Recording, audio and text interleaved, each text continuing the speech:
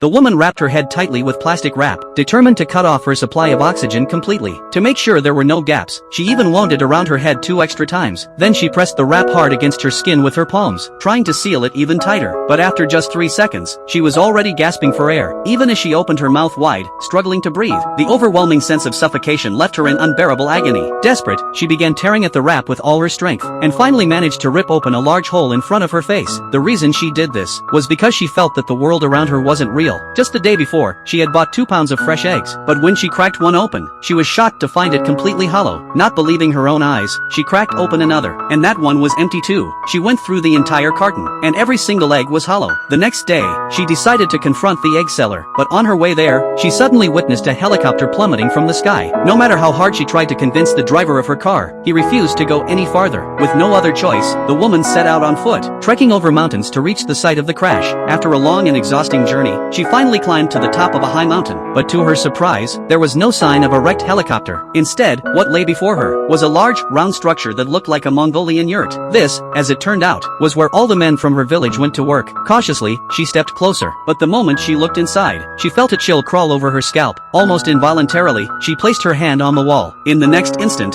her vision went black, and she collapsed on the spot, unconscious.